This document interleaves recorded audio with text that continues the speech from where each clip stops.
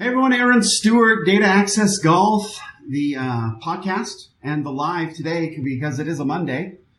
Wow, big win over the weekend for sure for Justin Thomas. Let's talk about it. We'll start it with we'll get the intro going and we'll jump right into it.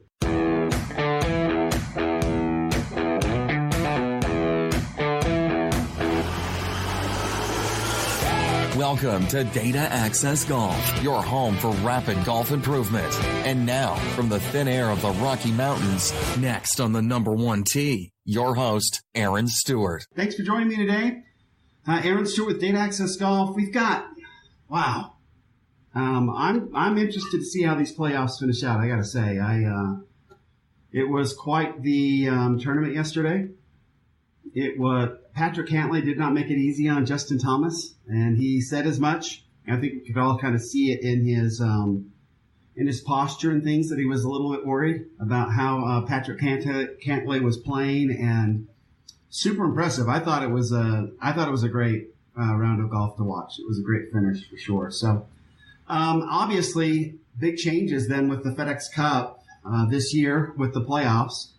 And I like the idea of East Lake sort of being the end-all be-all, where if you win the Tour Championship, you win the FedEx Cup, it's just all done and it's over.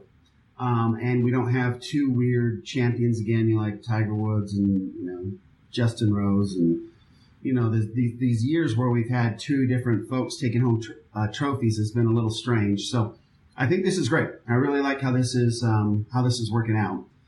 But going in, then, it's pretty interesting because if you go to PGAtour.com, they have got up already how it's all going to shake out this coming week, and it's pretty interesting. Obviously, when they went into the tournament, when they went into the playoffs, everybody was sort of set up one certain way. And, they give a lot of points, and obviously for wins, we saw Patrick Reed come screaming up, and, just huge changes. Earlier in this week, it looked like there was going to be 5 or 6 people who were going to sneak in to the playoffs, and it was going to knock, more folks out. That did not happen. That did not occur. And if you go down and look now to the top 30, you've got Jason Kokrak, who started the week at 32nd, moved in on the button on 30th. You've got Lucas Glover, who almost blew it. Wow, that was tough to watch, right? With a bogey and a double bogey there in the last 3 holes. He needed a par on 18 just to get in, but he sneaks in, moving from 41st up to 29th.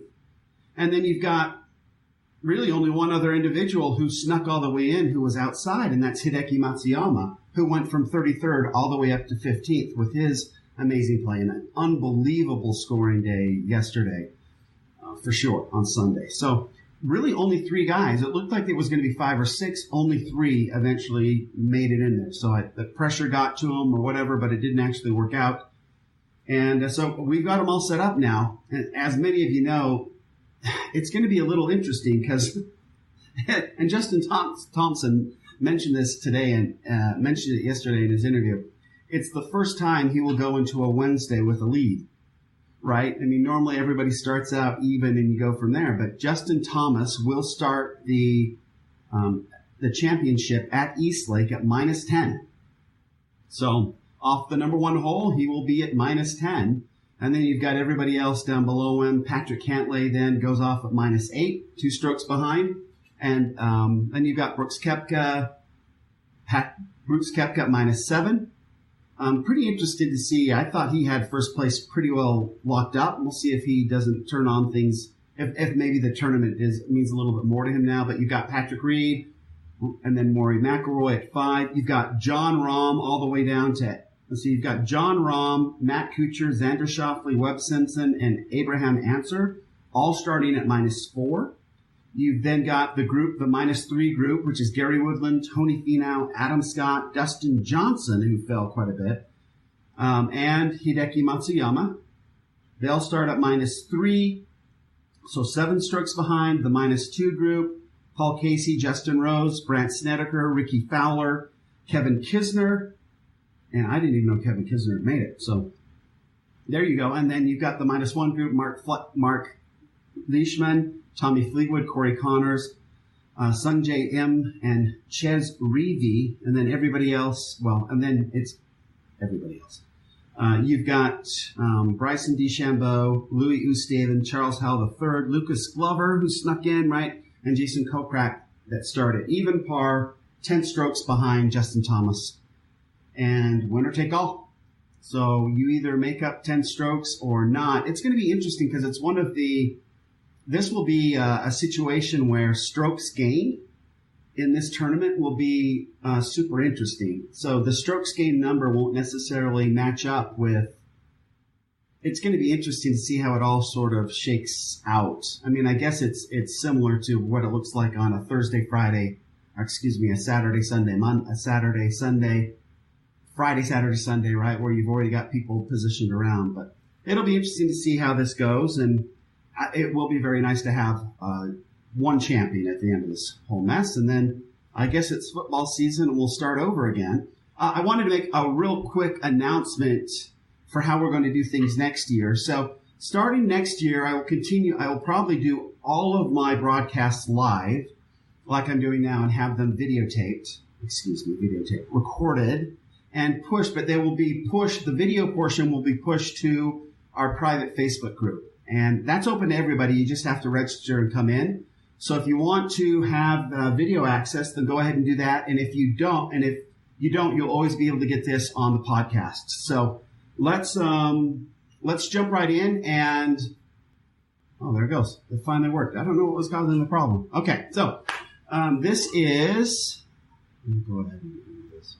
So Justin Thomas, obviously winning the BMW Championship. So just a little bit that we picked up about Justin, courtesy of Wikipedia, but he has been the former number one. Born in Louisville, Kentucky, third youngest to make the cut in a PGA Tour event, which I thought was pretty cool, at 16 years of age, 3 months and 24 days.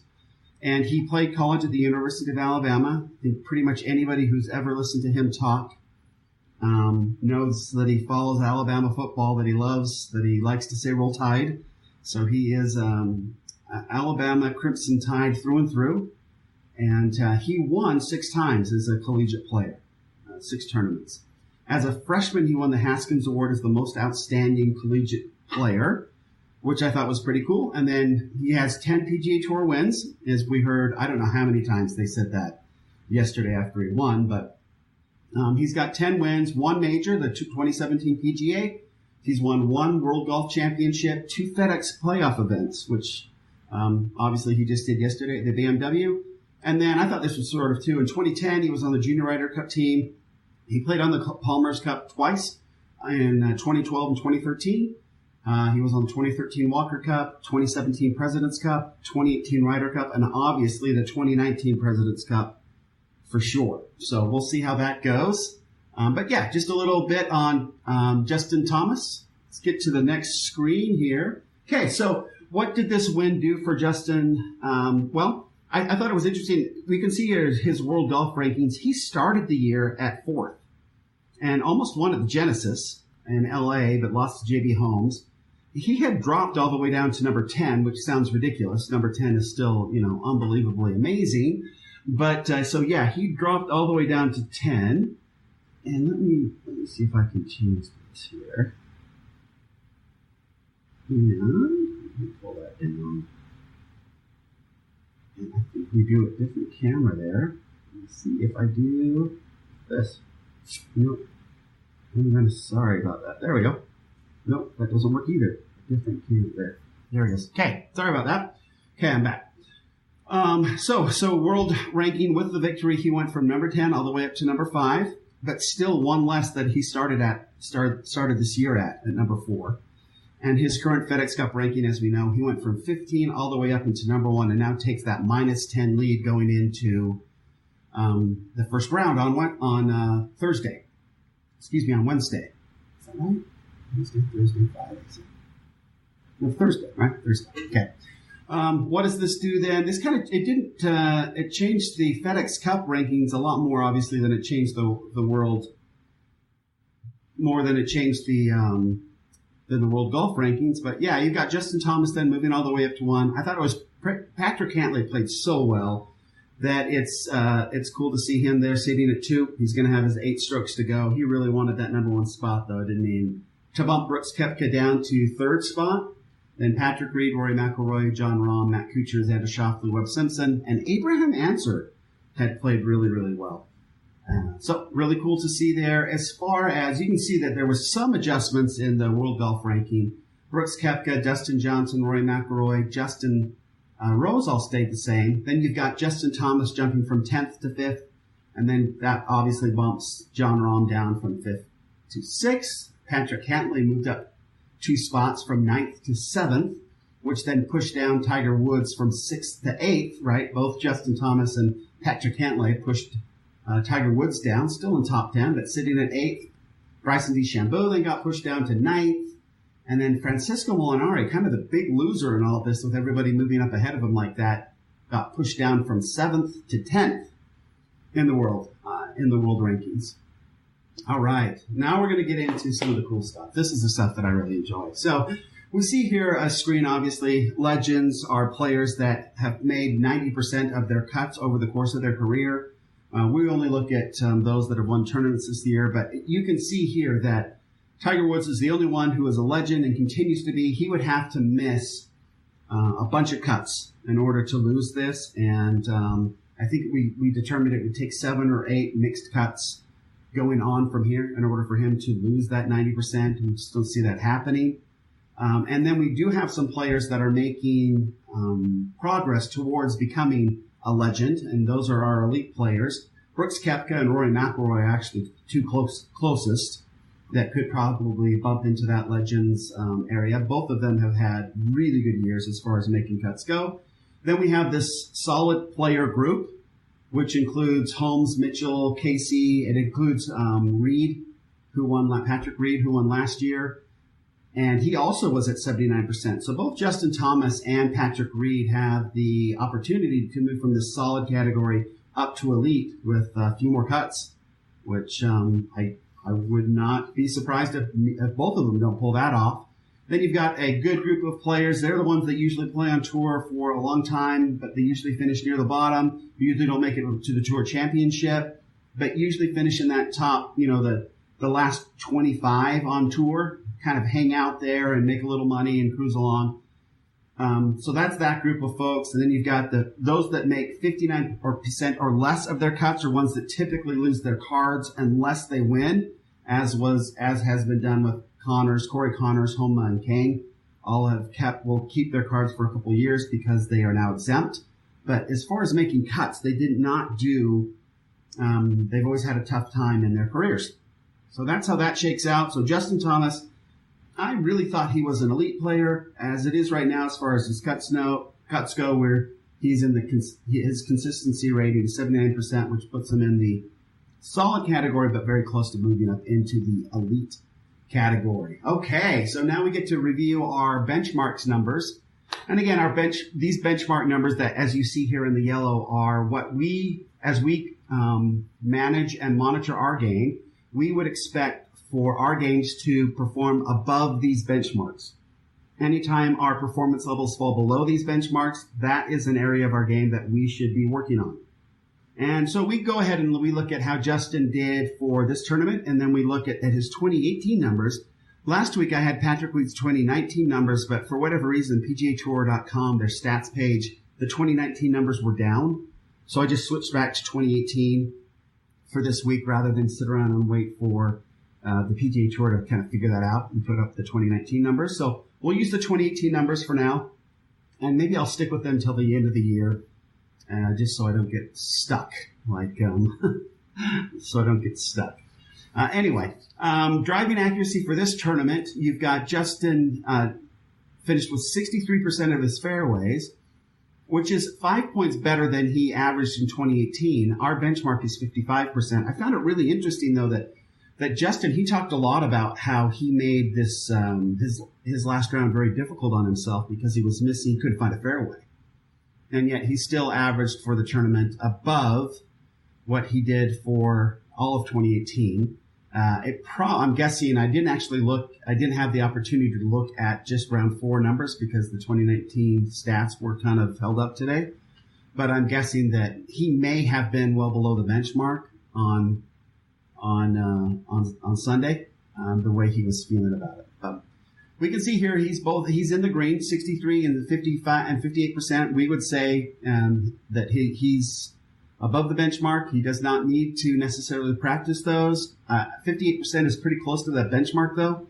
So working on his driver is probably not a bad thing. He does hit it a long, long way, which obviously makes a big difference. You can see there that he averaged, up there in that graphic up above, he averaged 316 yards for the tournament, and that placed him 7th for the week as far as that goes. Greens in regulation, for this tournament, he averaged 74%. Again, 5 points higher than 2018 numbers at 69%. And also interesting, that is 4 points higher than our benchmark. So you can kind of see that our benchmarks are actually this is Justin Thomas. Our benchmarks are actually pretty close to his average numbers for all of 2018. For the tournament, he was 100% out of the sand. He was only in the sand 3 times, but up and down 3 for 3. Our benchmark is 45%. In 2018, I should say 2018, he averaged 54%. His tournament for the stroke skiing putting for the tournament was 5.1 strokes picked up on the field.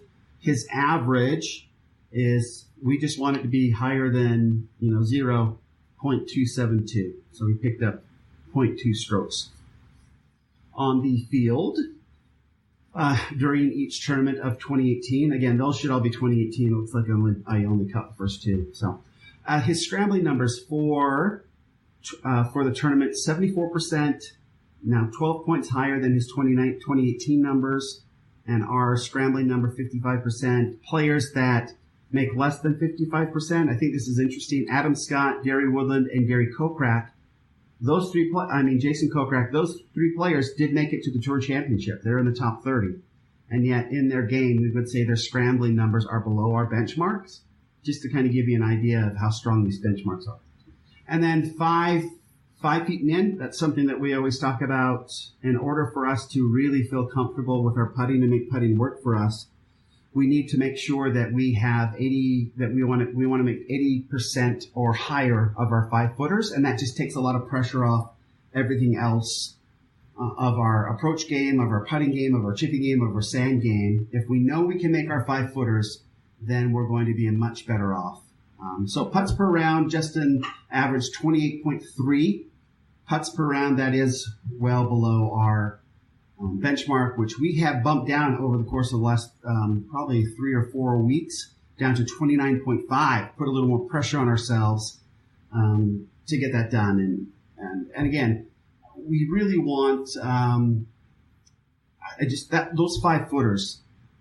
5-footers have to become such second nature that will benefit our game immensely. Really, really good. So hopefully that works out. Hopefully that makes sense and is helpful to you. But again, Justin Thomas, a very, very good job for this tournament. We usually see when they win that they are above their averages for 2018 and frankly 2019. One would assume that's why they win. But sometimes you see them their average is a little below the benchmarks. But in Justin Thomas's case, he's a very consistent player. It's all green there. So pretty cool. Okay, the money. We always like to look at the money. So for his win at the BMW, Justin Thomas picked up $1.665 million, same as Patrick Reed last week. But Justin did it in, I think it was 5 less strokes, which is amazing. So he made, just based on those 4 days, $416,250 per round. Just exactly the same as Patrick Reed per hour, assuming 5-hour rounds, $83,250, and per stroke, because they did in 5 less, a little bit higher than Patrick Reed at $6,331 per stroke. His career earnings Justin Thomas's career earnings now top over $30 million.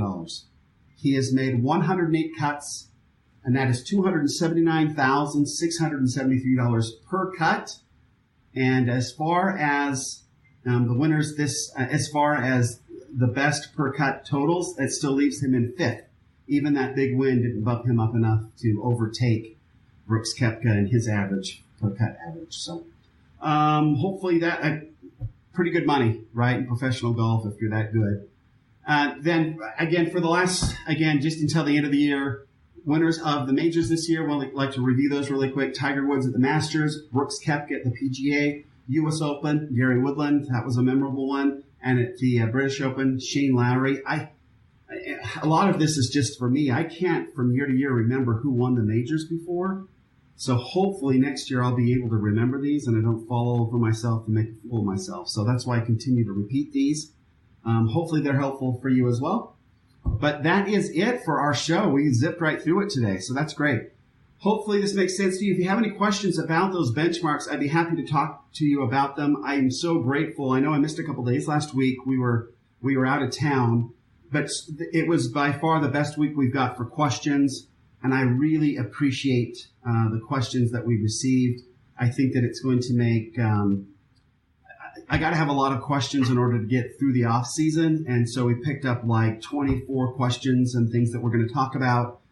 I've had some requests on looking at some different swings and doing some analysis of those swings, so we'll definitely do that over the off season, and have some pretty cool equipment manufacturers contact me about maybe doing some testing and stuff over the winter. So that would be really fun as well. So looking forward to doing all of that. I appreciate everybody who's here with me. If it wasn't for you folks, then none of these people would be contacting me and asking for my opinion. And so thank you. Thanks for watching. Thanks for listening. Comments, please find us on either Facebook at Data Access Golf, or we've got the YouTube channel also, Data Access Golf.